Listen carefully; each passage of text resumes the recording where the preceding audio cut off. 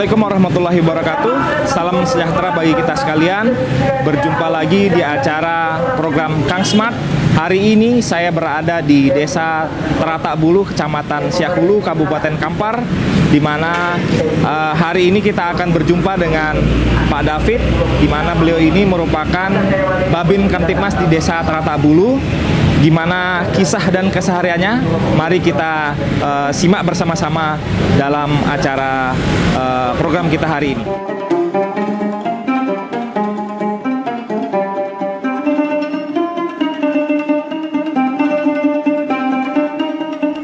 Assalamualaikum warahmatullahi wabarakatuh, Pak David. Selamat. Apa kabar? Alhamdulillah, Komandan. Pak Irfan, apa kabar?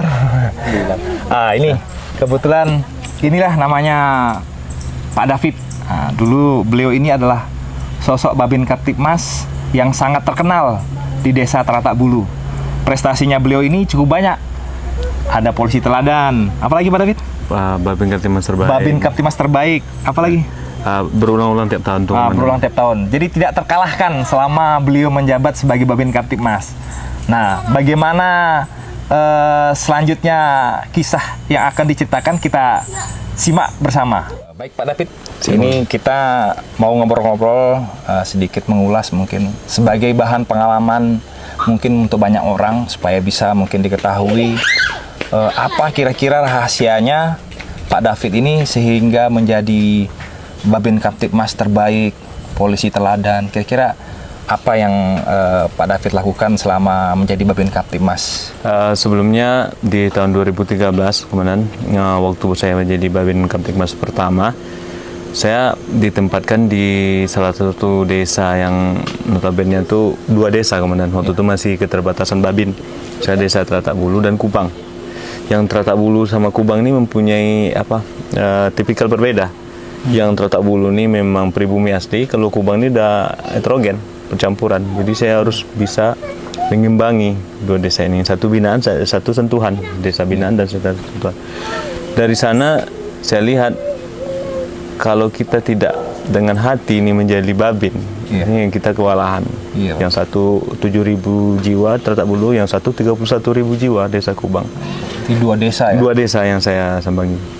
Kemudian dari sana awalnya saya langkah pertama itu saya mendekati pemuda, tokoh-tokoh dari sana.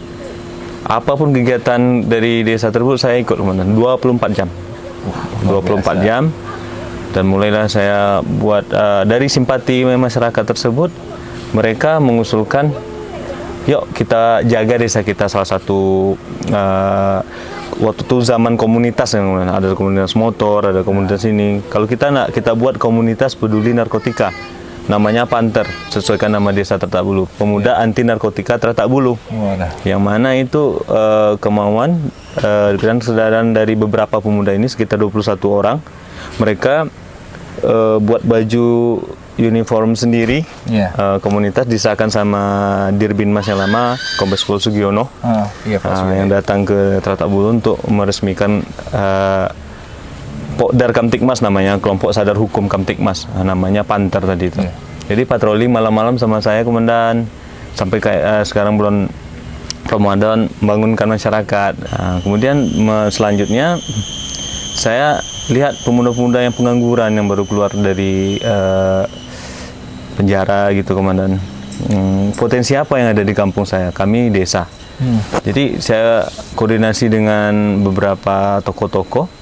Kita punya lahan tidur. Dibuatlah manual pertamanya dari kayak kolam-kolam kecil, Komandan. Dan kita punya sungai, kita aliran Sungai Kampar. Kita punya papan-papan yang bisa diolah. Akhirnya kita buat keramba tanah, keramba ikan. Saya koordinasi dengan kepala desa, dapat bantuan ikan. Dan sampai Pak Dir Binmas, Pak almarhum Kris Pramono memberikan bantuan melalui pihak ketiga juga, itu keramba untuk masyarakat di sana, karena memang nampak kita dalam perkembangan karena binaan kita.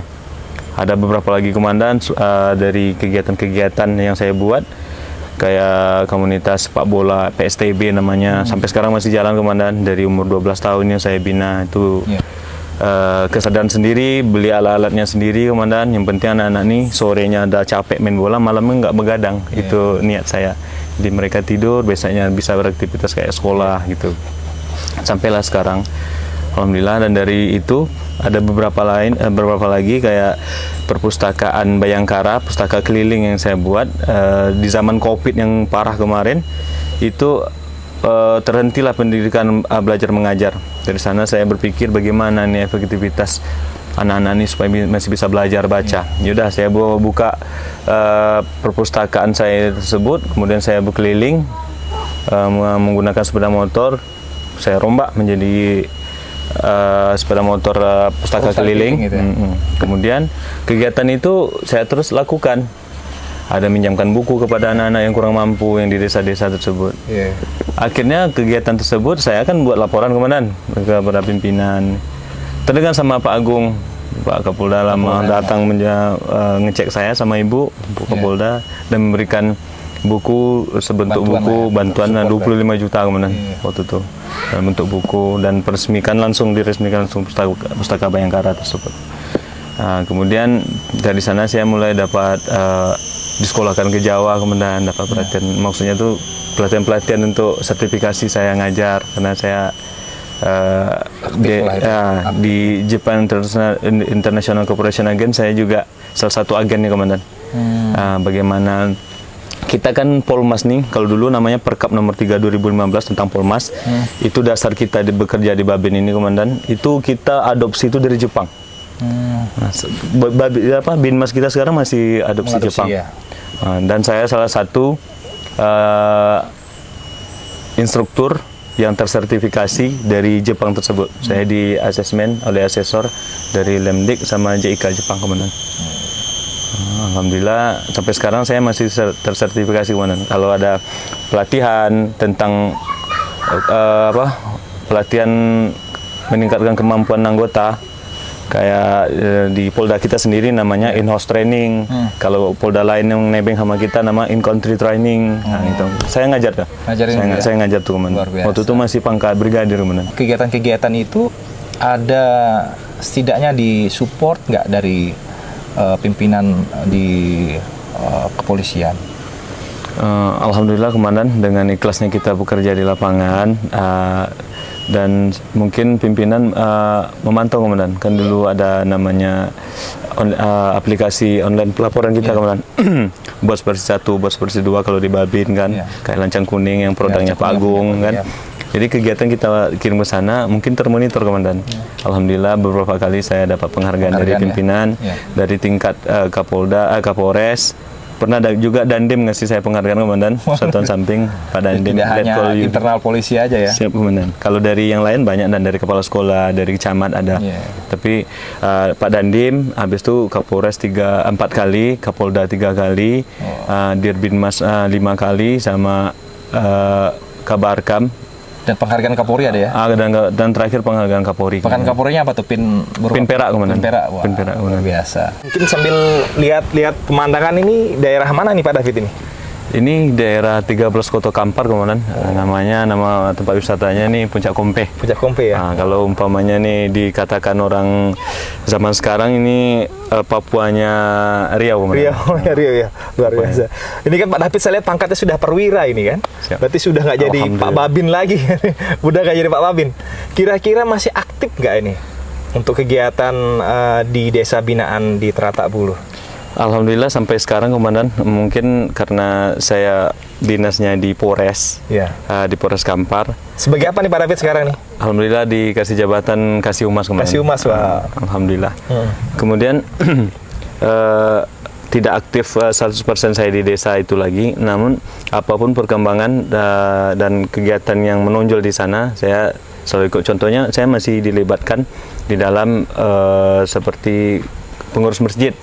Tentunya selama rentan waktu yang cukup lama jadi Babin Kaptipmas. Tadi berapa lama tadi Pak David? 9 tahun kemudian. 9 tahun. Nah, tentunya ada cerita-cerita menarik atau kesan-kesan selama jadi Babin Kaptipmas. Yang pertama itu di tahun 2016 itu di salah satu sekolah di desa binaan saya, Desa Kubang Jaya itu kebakaran.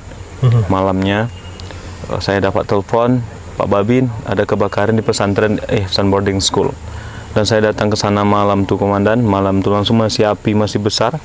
Saya datang ke sana, kemudian saya masuk di dalam reruntuhan salah satu yang sudah selesai terbakar. Saya menemukan 2 jasad. Yang pertama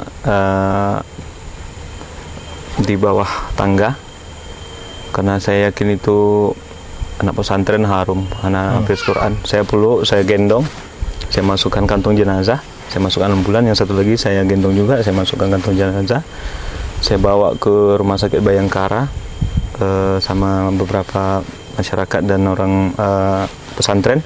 Ya. Akhir singkat cerita, keluarga datang pagi, keluarga dari almarhum.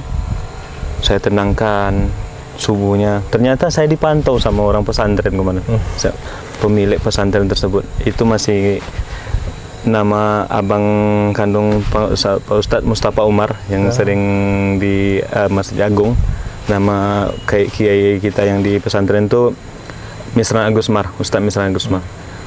Beliau peluk saya, Pak Babin, terima kasih karena sudah membuat sesuatu yang sangat membantu kami. Saya kira bagaimana perasaan seorang keluarga saat anaknya sekolah sana dapat kabar meninggal kebakaran. Bapak bisa menenangkan sampai alhamdulillah salah satu ibu dari korban ini ngabdi tanpa dibayar di pesantren tersebut.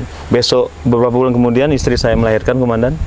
Datang Ustaz ini sama guru-guru datang memberikan hadiah peralatan habis bersalin, dan saya dianggap sebagai keluarga di sana. Waduh, luar biasa. Dan, kesan yang agak menyedihkan bagi saya dalam masa dinas sebagai Babin itu di masa-masa COVID yang tinggi, saya sebagai tracer yang datang ke rumah-rumah yang bersentuhan langsung, saya dinyatakan positif oleh teman saya sendiri yang biasa kami turun ke lapangan. Dan saya diasingkan 28 hari, anak saya masih umur 1 bulan yang kecil. Saya tidak bisa komunikasi, ibaratnya komunikasi langsung kepada hanya melalui via telepon. Memang saya sedih kali, komandan.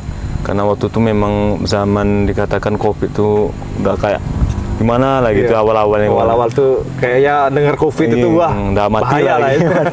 mati lagi. Jangan sampai didekati gitu ya. Saya waktu itu 28 hari dikurung di rumah sakit. Itu salah satu karena di Kubang tuh banyak komandan yang positif, dan saya tuh datang karena saya Babin, saya tracer, saya tiap hari datang tuh. Tingkat paling tinggi desa Kubang di Seolu, Kubang komandan, karena 31.000 jiwa. Dan berapa bulan kemudian saya dinyatakan positif. Memang waktu itu saya pilek kan, tidak ada istirahat, dinyatakan. Sampai saya dikurung 28 hari, diasingkan, itu membuat saya drop, komandan. Itulah tadi cerita inspirasi yang diceritakan oleh Pak David selama menjabat sebagai Babin Kamtibmas di Desa Teratak Bulu. Terima kasih tadi sudah menginspirasi kita semua dengan kegiatan-kegiatan yang Pak David lakukan selama ini menjadi Babin Kamtibmas. Di penghujung acara ini saya terinspirasi dari penyampaian Pak David. Ada sedikit quote dari John Quincy Adams. Jika tindakan Anda menginspirasi orang lain untuk bermimpi lebih banyak, belajar lebih banyak, berbuat lebih banyak, dan menjadi lebih sukses, Anda adalah seorang pemimpin.